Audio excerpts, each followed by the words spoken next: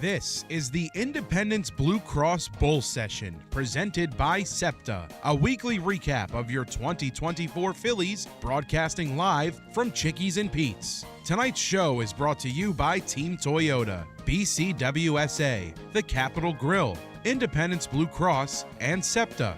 Now, here are your hosts, Phillies PA announcer Dan Baker and Mickey Morandini. Hey, everybody. We're here at Chickies and Pete's flagship for the Independence Blue Cross Bull Session on WBCB 1490 AM and 107.3 FM.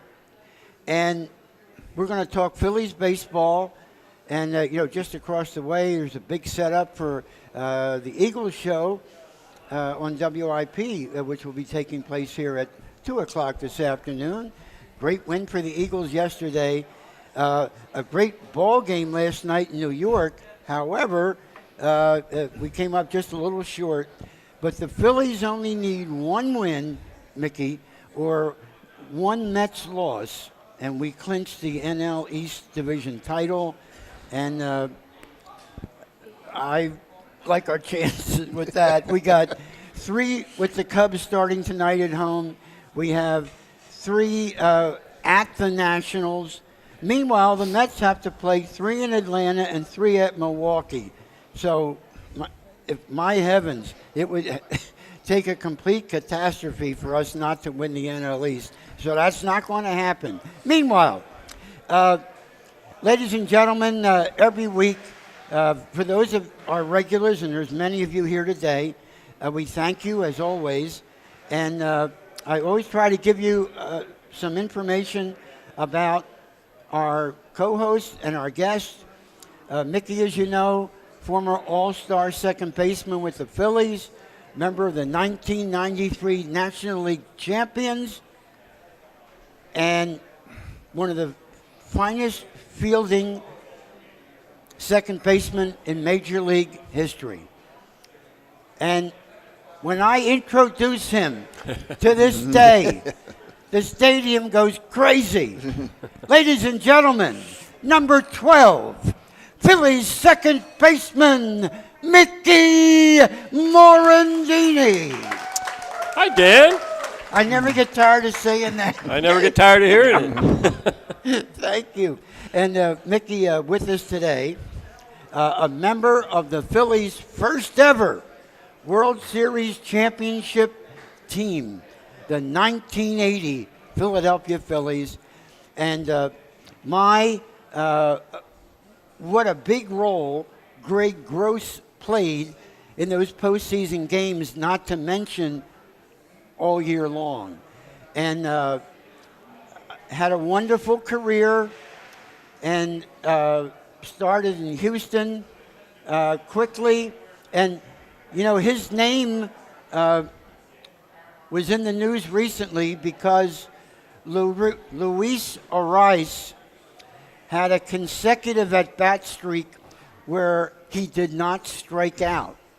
Now, Steve Scalish, our researcher for today, is going to tell me that number for Luis, as well as Gregg Gross number, which Gregg confirmed was over 2 seasons. Nevertheless, it was a very impressive number of at-bats that he put together. That's what a great contact hitter Gregg Gross was. And, of course, Gregg was the Phillies hitting coach for the 2009 National League champions who lost to the Yankees in the World Series, right? Is that right, Gregg? Or? No, that was Milt. Milt was the coach. I came back in 2010. 2010. I apologize. And Milt Thompson, of course, is on our show sometimes as a guest, sometimes as a co-host. But, ladies and gentlemen, having a nice round of applause for Phillies World Series hero, number 21, outfielder Gregg Gross. Thank you. Just the way I used to say it when you batted. And it's great to see you both. And Mickey, we're getting closer to the end of the season. Just 6 regular season games left. and it looks like an NL East Division title is inevitable. Yeah. And I believe that, and it also looks like the Phillies and the Dodgers are likely going to be the the two teams that get a bye from the wild card round. And I think it's going to be a dogfight to the end as to whether the Phillies or the Dodgers are the top seed. Mickey, could you comment on that? Yeah, I mean, we want the top 2 seeds. I think a few shows ago I was a little weary of us having that long break. But the more I think about it, it's, Wheeler doesn't have to pitch an extra game. Nola doesn't have to pitch an extra game. They get some extended rest because those 2 guys have pitched a lot, thrown a lot of pitches the last 3 years because they've been in the playoffs and gone deep. So, and we're a little banged up, so I'd like to see that rest a little bit. But we're going to win the division. Pretty sure we're going to be top 2 seed, and that's the goal. And we're going to have a lot of home games in between there. And the National League, those wild card teams are really good. They're all really good, and they're all playing really good baseball right now. So if you were to ask me who I would want to play, I don't even know if I could pick one, as long as we're home, I guess. But, it's going to be a very competitive National League race to the championship. What is it they say, Mickey? Be careful what you ask for. Right. And Greg, I'm sure you remember with great fondness. By the way, also former head coach of Malvern Prep Baseball, right? Greg, you've been in multiple postseasons. What's the feeling like on a team when you're getting close and you're going to have that chance to see if you can win the World, go all the way? Well, it's an exciting time. I mean, that's what you strive for, every player. And once you experience one time, then you want to do it every year. I mean, that's just the way. First 5 years of my career I spent in the second division. We were mathematically eliminated by, August 1st. So it wasn't a whole lot of fun. You end up playing basically for yourself. Mm-hmm. And that's not a lot of fun. And I came here in a trade in '79, and that started a string of where we were competitive for like 6 straight years with a chance to get there. We didn't get there all the time, but when you get there, it's a blast. I mean, it's so much different than the regular season. It really is. Just walking out, there's just an electricity in the air. There's a whole different feeling. You walk out on the field, even for BP, there's just like a buzz in the stadium, and it's constant. And you don't really, at least for me, I didn't really hear anything that was going on, but you could tell the difference. What did you think of Alumni Weekend a few weekends ago? Well, that's always great. I mean, to see the guys, some of the guys I haven't seen for 20 years, and it's always nice. And get to back, and as soon as you get together again, it's like you're still playing. I mean, we can't move anymore, but it was just the stories, getting to see everybody, telling all the lies about how good we were, and it seems like each reunion I'm better than I was, the last reunion. So it's a lot of fun. Would you give us your reflections, Greg, on Dave Montgomery, former Phillies president and ove and the latest member of the Phillies Wall of Fame, David Montgomery? Well, that was a tough one. Dave was really good to me when I first came here. I was just an extra player, but Dave always took the time to, talk to you, get to know you. And then there for a number of years, he got me involved in the off season, gave me the opportunity to make some money, visiting schools, a little bit like what Mickey does now. And Dave instigated that program back in the early 80s and asked if I would do it. So therefore, I don't know how many, till some other players came along that that wanted to do it. There was 3 or 4 years where I did a lot of stuff during the winter, and it was all due to him. And even when I wasn't with the club anymore, and if I ever saw him, he was always he was just you can't find a better person. That's probably as simple as I can put it. He treated it, like I said, I was an extra guy. I wasn't Mike Schmidt. I wasn't Pete Rose. But he treated me just like he treated everybody else. And I think that's a testament to him, and it's something I wish I was more like that. And I think we all do. Yeah. I wish that we were more like Yeah. that. But Greg, I think it's a testament to you and Mickey Morandini and others who served as Phillies ambassadors. David related well to the fans, and he tried to select Phillies baseball players who he felt would represent the team well, make a good impression in the community. And so it was no accident, really, that David asked you and Mickey, and you both should take that as a compliment. And I think you kind of feel the same way, don't you, Mickey? Oh, absolutely.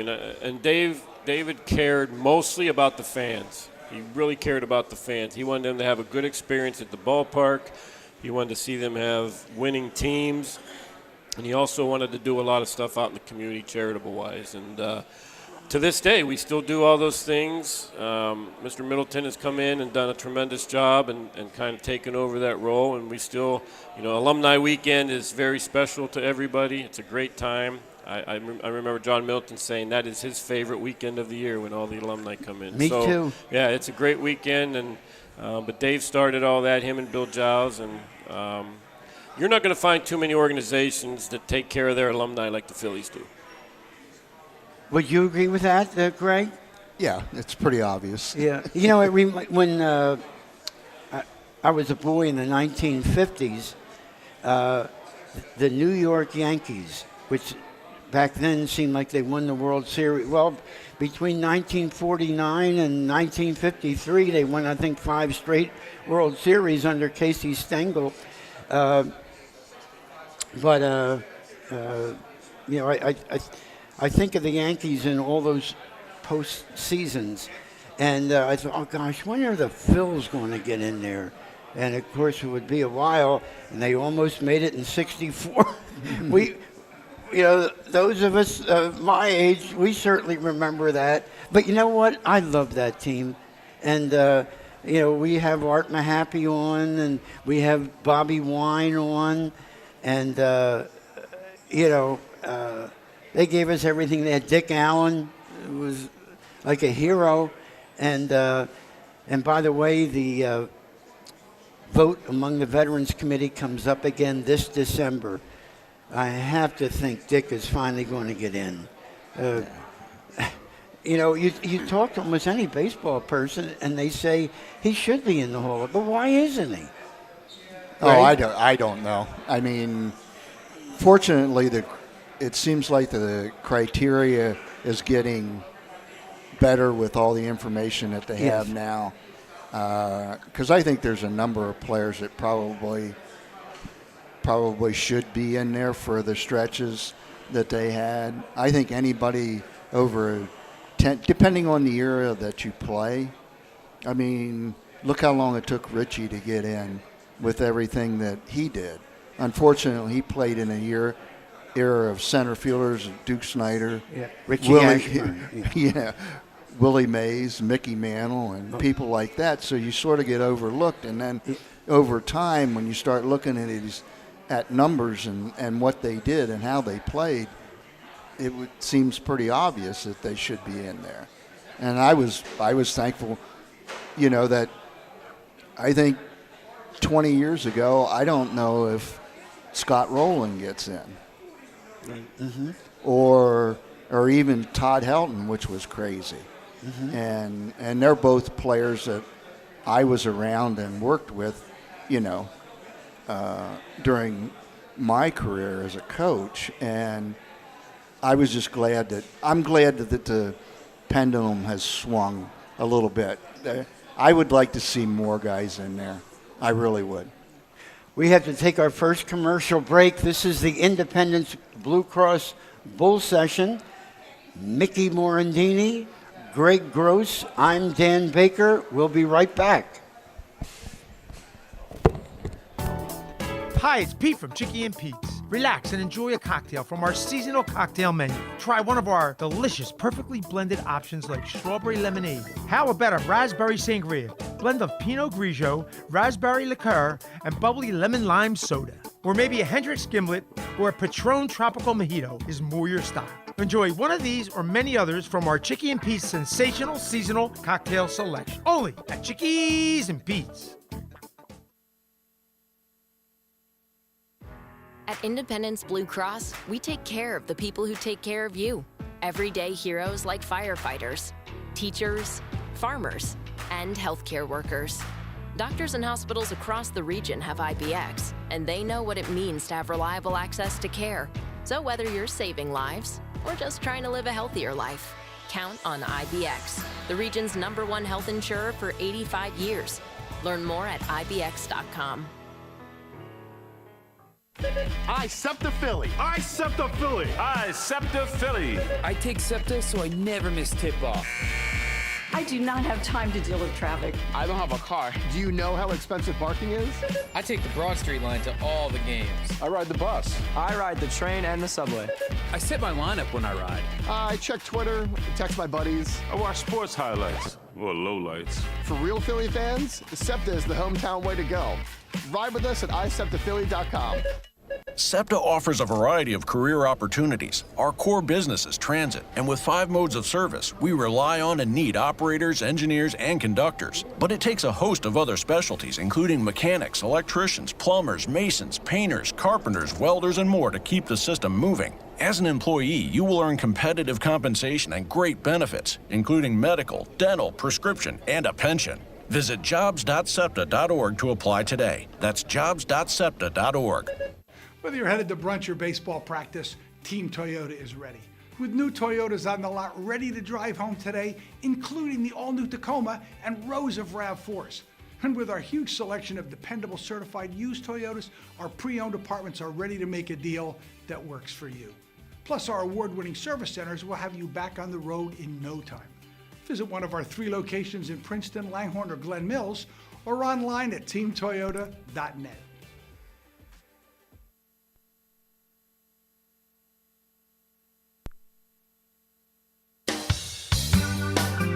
We now return to the Independence Blue Cross Bull Session presented by SEPTA. Once again, here are your hosts, Phillies PA announcer Dan Baker and Mickey Morandini. Welcome back, everybody. Phillies Cubs tonight, 6:40, Citizens Bank Park. You just heard our staff announcer introduce Mickey and me. We're also honored this afternoon to have on the premier pinch hitter in Phillies history, number 21, Gregg Gross, a member of the 1980 World Series champions. Of course, Mickey, a member of the 1993 National League champions. Greg, I heard one of our fans ask you about Chase Utley. One of your pupils as a hitting coach, right? Yeah. Okay. Couple years, yeah. Who were the best hitters that you mentored as a Major League Baseball hitting coach for the Phillies? Oh, wow. Let's see. Well, Chase obviously would be up there along with, just the obvious ones, Jimmy and Ryan. There was always, they were easy. I mean, it's I think the most satisfaction probably was the time spent with Pat Burrell. You know, Pat struggled, you know, like everybody does, sliders away and down. But I got to give Pat credit. He worked his tail off to try to smooth that out, and I think he did, and had some very productive years here. So they're probably the top ones that I can think of. Compare, if you will, and I'll start with Mickey. Hall of Fame credentials, Mick. Scott Rowland versus Chase Utley, or Jimmy Rollins. I think Jimmy deserves a good shot to get in. I mean, Barry Larkin's in and some other shortstops, so I think Jimmy has a chance to get in. I don't know about Chase. He was just a little bit too injured for me, and the overall numbers aren't quite there. So I don't know about Chase, but I think Jimmy's got a pretty good shot. He won an MVP, very good defensively, has a World Series under his belt. He's an all-time leading hitter for the Phillies. I mean, he's got some really good credentials, so I think Jimmy's got a pretty good shot. Greg, same question to you? I would probably look at it the same way. I don't know I was sort of surprised that Jimmy didn't get more of a percentage in the first year or two there. That sort of held him back. I was sort of surprised because he doesn't have anything on his record, in a negative sense. I mean, like, he wasn't juicing or anything like that. So he's the one that surprises me that he didn't get more recognition. But I agree with Mickey, as much as, Chase was always one of my favorite players. But I just think the injury that really cut him short. Who knows what he could have. But I'll tell you what, from 2006 through, or 2005 through 2009, there wasn't anybody any better. And the big thing about Chase is he made himself a good defensive player. Because I can remember them saying coming up about, because they said, they don't think he can play second. They talked about moving him to the outfield. They talked about, and I think he even did play a little bit of third base. Yes, he did. And which I thought was a mistake. I thought he was better suited. I'm a big proponent of, if a guy can hit, I'd rather have him play in a position where he's most comfortable, because I think I'm going to get the most productivity out of him in that way, whereas he doesn't have to worry about two different things, new position and then also hitting. So I never agreed with that position change. But anyway, I do. I think Jimmy will get more traction as the years go along. Mickey Morandini, what do you think of Kyle Schwarber as the leadoff batter? It's working. It's working. He walks a lot. Obviously, he hits a lot of home runs. But once again, and I think a lot of managers have talked about this, you're only the leadoff hitter to start the game. Once you lead off, you're right in the mix. So he may come up as second at bat and have the bases loaded. He may come up as third at bat and have a couple of guys on. So you're only the leadoff guy to start off the game, and he does a tremendous job. How many times has he led off, the bottom of the inning or the top of the inning with a home run and given us some momentum? So I have no problem. The game has changed. You don't have to have the speedy guy leading off anymore. It just, the game has changed completely. There are a lot of guys that lead off now that aren't speed guys. So I have no problem with him leading off because it's been successful. Gregg Gross, like Mickey Morandini, you were a top-of-the-lineup hitter. What are your feelings about Kyle Schwarber as the Phillies leadoff batter? Well, I'm going to have to agree again. If he didn't get on base as much as he does, besides, hitting the ball out of the ballpark, then I think there'd be a legitimate gripe. But my thinking is, if the guys, like in previous years, there's been, with Stott or somebody else at the bottom of the order getting on base and everything, he would have a lot more opportunities to drive in runs. And that just hasn't come to fruition this year as you would like. But if somebody else is leading off, now you still got a power guy hitting second and third. And now, how many times do you really want that guy running? Taking the bat out of it. So, you're going to have two schools of thought. But and I think he's done an even better job this year, obviously, because he's hitting almost 60 points higher than he hit last year. So, and he's still close, he's getting close to driving in 100 runs anyway as a leadoff hitter. So I think that gripe should be, put aside for as far as I'm concerned. Gregg Gross, Mickey Morandini, when I think of the numbers that Kyle Schwarber puts up, 100 walks, 100 runs scored, 100 RBIs. Think of the guys in Phillies hit. Mike Schmidt did it like that. Bobby Abreu did it like that. But there's not a lot, Mickey, that pretty much every year you can expect 100 walks, 100 runs scored, and 100 RBIs. No, not much anymore. The way the pitchers throw now, as hard as they throw, there's a lot more strikeouts.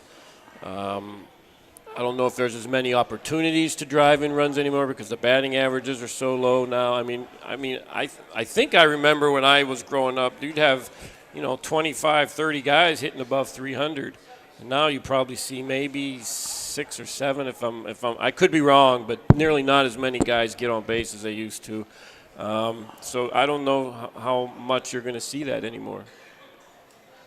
Greg, if memory serves me correctly, you would get a lot of walks too. And of course you were known as a great contact hitter. What's the secret to that? Well, one, I wasn't built to hit home runs, so I didn't have to worry about it. But no, you have to look back. When I came up, especially in the division that we were in, almost every field was AstroTurf. So the approach to hitting was a little bit different than it is now. Because if you could hit a ground ball through the infield, and depending on how they're playing, it would go all the way to the fence. Because it was like playing on a parking lot. It wasn't like the AstroTurfs they are now. And you were taught, just because of the conditions, there was more of a downward plane on the swing. Because you could bounce the ball, off the turf and get a hit. And so it was different. It was a different approach. Now with smaller ballparks, and the game has changed. So, you have to adjust. I think initially when I was playing, the swing down theory was overemphasized because of the turf. And I think the upward swing now is overemphasized to create elevation, launch angle, whatever. I still think with a relatively level swing or smooth swing through the ball, you're still going to hit more fly balls than you're going to hit ground balls. And that's the only thing I would like to see. I'd like to see a little more emphasis on situations, not situational hitting, but against certain pitchers, where the first strike swing is not the same as the third strike swing. And I think you're starting to see a little bit of that. I think you're starting to see guys, take advantage of, especially against a tough pitcher. And there's a lot of good arms now. You recognize who that is, folks? That's Gregg Gross, member of the first ever Phillies World Championship team. This is Mickey Morandini, not only a great name to say, but a great second baseman and a member of the 1993 National League champions. And it could be that tonight's the night for the Phillies to clinch the NL East Division title when they host the Chicago Cubs. Back with the second half of the Independence Blue Cross Bull Session after these words. Hi, it's Pete from Chicky and Pete's. Relax and enjoy a cocktail from our seasonal cocktail menu. Try one of our delicious, perfectly blended options like strawberry lemonade. How about a raspberry sangria, blend of Pinot Grigio, raspberry liqueur, and bubbly lemon lime soda? Or maybe a Hendrick's Gimlet or a Patron Tropical Mojito is more your style. Enjoy one of these or many others from our Chicky and Pete's sensational seasonal cocktail selection. Only at Chickies and Pete's. I SEPTA Philly. I SEPTA Philly. I SEPTA Philly. I take SEPTA so I never miss tip-off. I do not have time to deal with traffic. I don't have a car. Do you know how expensive parking is? I take the Broad Street line to all the games. I ride the bus. I ride the train and the subway. I set my lineup when I ride. I check Twitter, text my buddies. I watch sports highlights or lowlights. For real Philly fans, SEPTA is the hometown way to go. Ride with us at iseptaphilly.com. At Independence Blue Cross, we take care of the people who take care of you. Everyday heroes like firefighters, teachers, farmers, and healthcare workers. Doctors and hospitals across the region have IBX, and they know what it means to have reliable access to care. So whether you're saving lives or just trying to live a healthier life, count on IBX, the region's #1 health insurer for 85 years. Learn more at IBX.com. SEPTA offers a variety of career opportunities. Our core business is transit, and with 5 modes of service, we rely on and need operators, engineers, and conductors. But it takes a host of other specialties, including mechanics, electricians, plumbers, masons, painters, carpenters, welders, and more to keep the system moving. As an employee, you will earn competitive compensation and great benefits, including medical, dental, prescription, and a pension. Visit jobs.septa.org to apply today. That's jobs.septa.org. Whether you're headed to brunch or baseball practice, Team Toyota is ready. With new Toyotas on the lot ready to drive home today, including the all-new Tacoma and rows of RAV4s. And with our huge selection of dependable certified used Toyotas, our pre-owned departments are ready to make a deal that works for you. Plus, our award-winning service centers will have you back on the road in no time. Visit one of our 3 locations in Princeton, Langhorne, or Glen Mills, or online at teamtoyota.net. A truly unique dining experience awaits you at Fogo de Chão. Fogo de Chão awes patrons with their history and tradition of authentic Brazilian steakhouse, offering many cuts of decadent fire-roasted meats prepared over an open fire and served tableside by trained gaucho chefs. Fogo de Chão, 1337 Chestnut Street in Center City, Philadelphia. For reservations, go to www.fogo.com or call 215-636-9700.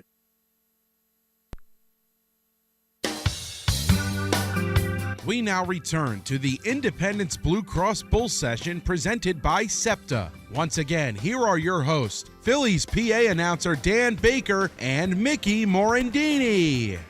Good afternoon, everybody. Welcome to Chickies and Pete's. I got a question for Gregg. So, obviously, you are a tremendous pinch hitter, and it's probably one of the toughest things to do in baseball, if not the toughest thing to do, is sit there for 7 or 8 innings and then be asked to come in and get a big hit. Compare pinch hitting back when you played, where you didn't have the iPads, you didn't have all the analytics, how you would change your approach back in the 70s and 80s as opposed to trying to pinch hit now. Would you have that iPad in your lap the whole game? No. That's one thing I wouldn't. No, the only reason I wouldn't do that is the things that you see on an iPad are, I mean, all the information is tremendous. It really is. I would use that as far as trying to decipher between different pitches. You know, like, right. You know, in the old days, you know, they would say, well, he's got a slider, you know, or he's got a curveball, you know, but is it a hard curveball? And that's where I think using the iPad and looking at spin rates and things like that. Okay, now I know this certain pitcher, the slider is going to come at me more as a cutter, because of the spin, where the other guy might throw one that one's going to have depth to it. Right. So I can have that in my mind going up there. But as far as I always wanted to trust my eyes. What am I seeing, at the plate or whatever? I liked information. They used to have, you had advanced scouts and you could get an idea, but I wanted to see something because certain pitcher, like Nolan Ryan, obviously threw really hard, was in my day. But to me at the plate, it didn't seem as hard as everybody thought it was. Right. Where somebody like Tom Seaver, who wasn't, that 100-mile-an-hour pitcher, to me at the plate, because of delivery and when you pick and how I picked him up, he looked like he threw a lot harder than Nolan Ryan. And then as far as the pinch hitting goes, it's sort of like what the DHs do now. Only it's funny, but in my first 6 years in the big leagues, I didn't play on a place that had a cage. So you couldn't get loose. You would, you're running straight in the dugout or whatever. We had a drop net and a tee. You could take some swings that way. But that's how it's changed. Like last night, I'm watching Schwarber on TV. Right. Being able to watch previous at-bats and then right. take some swings. I think it would, not that it would never be easy, but I think with the information, because I was more of a mind guy than a physical guy, so it would probably help me. Yeah. Gregg Gross, Mickey Morandini, I'm Dan Baker. We're going to have a question from our producer, Chris Ermer, momentarily. But thanks to our statistician, Steve Scalish, I want to give you the top 10 in baseball history consecutive at-bats without a strikeout. Number 1, and another former Philly, too, Juan Pierre, 147 consecutive at-bats without a strikeout in 2004. Juan is also second on the list with 143 consecutive at-bats without a strikeout in 2001. Then comes this year's edition, Luis Ariz, 141 at-bats without a strikeout. For Mookie Betts, of course, a member of the Dodgers now, 129 in 2016 into 2017. 5 is Albert Pujols. Wow. 109 at-bats without a strikeout in 2007. And here are the rest since the start of the expansion era in 1961. Another former Philly, Dave Cash, 223 with the 76 Phillies. So the first 5 are since 2000, I should say. I'm saying baseball history. I stand corrected. Dave Cash, 223 at-bats consecutively. Nellie Fox, 185 with the 62 White Sox. Bill Buckner, 184 with the 72 Dodgers. Gregg Gross, 173 with the 79 Phillies over to the 80 World Series champions. So Gregg is more than 30 at-bats better than Luis Ariz. Pretty impressive, Gregg Gross. And by the way, also on that list, just behind you, a guy named Tony Gwynn, 170. He was pretty good. I beat Tony at something. Steve Scalish, thank you, Steve, for that. Thank you, Ellen Foreman and Jack. They're here every week, and they do our photography. Chris, are you ready with that question? Yeah, I'll give it a try, Dan. Thank you. On-air talent at WBCB, producer of the Bull Session, Chris Ermer. All right, I want to ask a couple of hitters what they see from this Phillies team, which guys you feel like right now are on a good trend, and if there's certain players that you feel like maybe could use that break in order to figure some things out. Go ahead, Greg. Well, I think the break would help Bryce probably the most, and whether it is or not, just watching, I don't see every at bat, and I don't see work that goes on and everything else, but I just think there's something there that certain swings seem to bother him. Yeah, that right elbow or something. Yeah. You know, and so I would think any kind of, and I know he's not one, he wants to play every day and all that, but I wouldn't mind them clinching tonight and, giving him a day or two and then play through the weekend and then have the week off. I think that would benefit him. I can't think of, because Stott has had some rest. I think they've been pretty good at, Greg, monitoring that. How about Alec Bohm? Remember, he took that awkward swing and then he was out for a little while. Are you concerned that he could re-injure that wrist? And no, I wouldn't worry about that. Being out, if he's 100%, I would rather see him get at bats to get that feel back before you have, because he's going to have the time off next week anyway. Mickey, what do you think? Well, I think the whole pitching staff will benefit from time off, no question about it. Yes, Bryce would probably definitely need some time. I'll simplify it and say if you're hot going into the weekend, you're not going to want any time off. It's not going to benefit you. If you're cold going into the weekend, some time off might benefit you. But this team definitely needs some time off. They've been grinding it out for a long time, and I don't know how many days they would actually get. Maybe 5 days before that series would start, I think, after Sunday. Well, Monday through Friday. Yeah, so the first division game would be Saturday, October 5th. Mm-hmm. And then assuming that the Phillies are one of the two teams with a bye, they would play home on Saturday, October 5th and Sunday, October 6th. October 7th, probably another bull session, by the way. I think Monday. More importantly, not clinching the division. Obviously, we want to do it tonight, but clinching the top two spots. I think these guys are going to play until they clinch at least that second spot. Mm-hmm. They want that time off. Well, I'll tell you, we were talking about the schedule, Mickey and Greg, at the top of the show.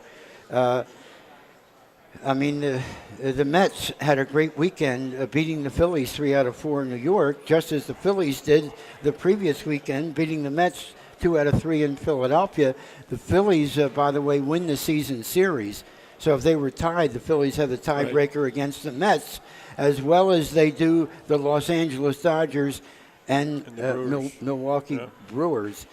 So anything else, Chris?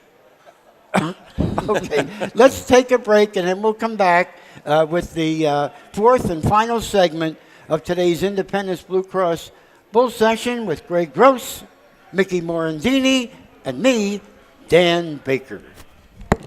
A truly unique dining experience awaits you at Fogo de Chão. Fogo de Chão awes patrons with their history and tradition of authentic Brazilian steakhouse, offering many cuts of decadent fire-roasted meats prepared over an open fire and served tableside by trained gaucho chefs. Fogo de Chão, 1337 Chestnut Street in Center City, Philadelphia. For reservations, go to www.fogo.com or call 215-636-9700. Hi, it's Pete from Chicky and Pete's. Relax and enjoy a cocktail from our seasonal cocktail menu. Try one of our delicious, perfectly blended options like strawberry lemonade. How about a raspberry sangria, blend of Pinot Grigio, raspberry liqueur, and bubbly lemon lime soda? Or maybe a Hendrick's Gimlet or a Patron Tropical Mojito is more your style. Enjoy one of these or many others from our Chicky and Pete's sensational seasonal cocktail selection. Only at Chickies and Pete's. I SEPTA Philly. I SEPTA Philly. I SEPTA Philly. I take SEPTA so I never miss tip-off. I do not have time to deal with traffic. I don't have a car. Do you know how expensive parking is? I take the Broad Street line to all the games. I ride the bus. I ride the train and the subway. I set my lineup when I ride. I check Twitter, text my buddies. I watch sports highlights or lowlights. For real Philly fans, SEPTA is the hometown way to go. Ride with us at iseptaphilly.com. At Independence Blue Cross, we take care of the people who take care of you. Everyday heroes like firefighters, teachers, farmers, and healthcare workers. Doctors and hospitals across the region have IBX, and they know what it means to have reliable access to care. So whether you're saving lives or just trying to live a healthier life, count on IBX, the region's #1 health insurer for 85 years. Learn more at IBX.com. SEPTA offers a variety of career opportunities. Our core business is transit, and with 5 modes of service, we rely on and need operators, engineers, and conductors. But it takes a host of other specialties, including mechanics, electricians, plumbers, masons, painters, carpenters, welders, and more to keep the system moving. As an employee, you will earn competitive compensation and great benefits, including medical, dental, prescription, and a pension. Visit jobs.septa.org to apply today. That's jobs.septa.org. Whether you're headed to brunch or baseball practice, Team Toyota is ready. With new Toyotas on the lot ready to drive home today, including the all-new Tacoma and rows of RAV4s. And with our huge selection of dependable certified used Toyotas, our pre-owned departments are ready to make a deal that works for you. Plus, our award-winning service centers will have you back on the road in no time. Visit one of our 3 locations in Princeton, Langhorne, or Glen Mills, or online at teamtoyota.net.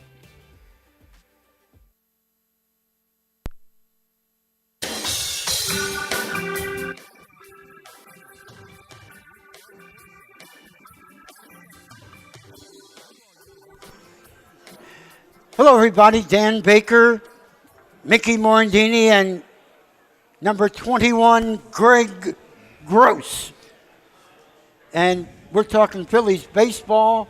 Phillies on the verge of clinching the NL East title tonight at Citizens Bank Park. And Greg, that was a pretty impressive list of hitters, talking about good contact, consecutive at-bats without strikeouts, and you're among them. Yep. I didn't realize it was that many. That's impressive. It's nice to we have that. Bud, come over here.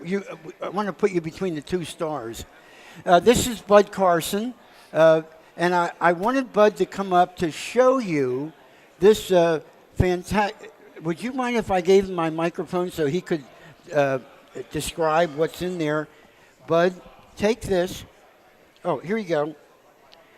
Bud, tell us what's in your painting. I'll hold it for you. I started this project about 15 years ago, and it's all ex-Phillies.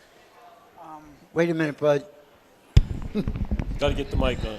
Okay, I started this project about 15 years ago, and it's all ex-Phillies that I've met over the years here.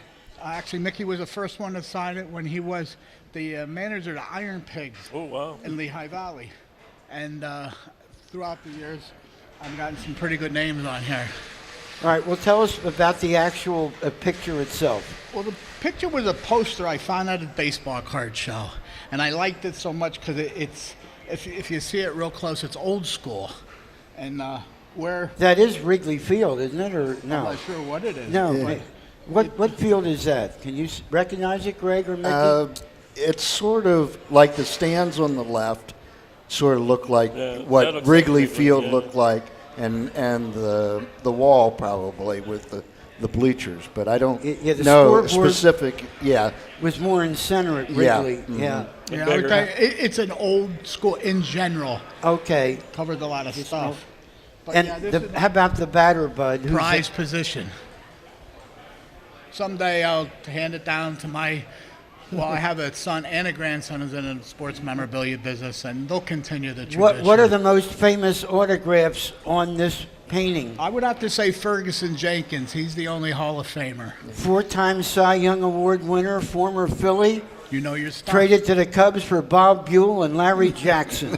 It just blew my mind. Can you imagine Fergie Jenkins and Steve Carlton together in the 70s? Hey, Bud, thanks a lot for coming. Thank you. And that's a beautiful my honor. sports. And I hope you'll memorabilia. see it again in a couple weeks. Okay. Okay. That's the deal. Thank you, Chris Hermer. Departing, from what we normally do, but I just thought those of you watching at home on live stream would get a kick out of seeing that, as well as our live audience at Chickies and Pete's. Boy, this is going to be a great place to be for the playoffs. Tickets aren't going to be easy to come by at Citizens Bank Park. No, they're not. We'll probably get do you get an option, Greg, or how does that work for our alumni? Yeah, I think, if great. Yeah, if you wanted to do it. It's a great atmosphere. It's hard to beat. Well, you can just write your check for $40,000 and you get your 3 tickets. That's about what it's getting to. And Mickey, I think we're going to find out this week. The ticket office will determine. we haven't heard anything yet, but probably once they clinch, they'll get some information out. Yeah, I guess you don't want to upset the apple cart, before that and count your chickens before they're hatched, so to speak. But we certainly like to thank all of you for coming today. We still have some more show left, but I do want to let you know that Program Director, General Manager Matt Miro, and WBCB and our sponsors have decided to extend this year's Bull Session radio shows. And today was supposed to be our last regular season show for 2024. So we're already committed to next Monday night, September 30th. We don't know which Chickies and Pete's we'll be broadcasting from yet, but I can tell you that with the help of Don Money, we're trying to get Don's grandson, Buddy Kennedy, as our guest for next week. And there's a few tricks involved here, such as Buddy, as you may know, is back with Lehigh Valley ended their season yesterday, and next week the Phillies may have some intra-squad games during that time off. Let's hope if we get the bye, one of the 2 byes for the wild card round, and but the Phillies might also send Buddy and a couple of other Lehigh Valley Iron Pigs to Florida to keep them in baseball shape. Of course, if he goes to Florida, he won't be on next week's show. But if he stays up here, we've got a good shot. Maybe we'll try to get both Don and his grandson on. Another great story yesterday, if you didn't see it in the Inquirer Sports, about Buddy Kennedy and his good friend Mike Trout, both Millville High School, Millville, New Jersey products. And Mike Trout, over the last decade, one of the real superstars in baseball. And Buddy gave a good account of himself. Mickey, what did you think of those kids coming up here? Cal Stevenson, Cody Clemens, Buddy Kennedy, Weston Wilson. Yeah. They all played a part, huh? They really did, especially down the stretch here. Stevenson, Wilson, and Clemens really had some big hits for us. We got a little dinged up there, and those guys had to play some key roles. And, they won some games for us. And that's what good teams do, right? They call up some guys from AAA. They come up. They succeed. They help the team win. It's amazing to me that our number 5 starter has really, and the word I'm going to use is horrendous, because it really has been horrendous, our number 5 starter, and yet we still are going to win, 95 ball games or whatever. Really, Turnbull gave us some good starts early until he got hurt. And Phillips had a few good starts there before he started to get hit. But other than that, I mean, it's been really bad. So to win 90-plus games is pretty incredible. Tyler Phillips, by the way, is another possible future guest. And are you? Hey, I got one more. Go ahead. Chris Ermer. Yeah, yesterday we did He's the on a Baseball roll. Insider show with Tommy Green, and I was talking to Tommy about how anxious I am about this upcoming playoff run as a Phillies fan. And he said, well, you got to have the mindset of being on the team. It's like you're on the team. You don't get too high, too low. And I want you guys to address that type of concept, if that's something you agree with. And, the fans, every game you think you're going to win the World Series or lose the World Series, and that's not the mindset in the dugout. I agree with that mindset, but it's really hard to do. Yeah. It's really hard to do.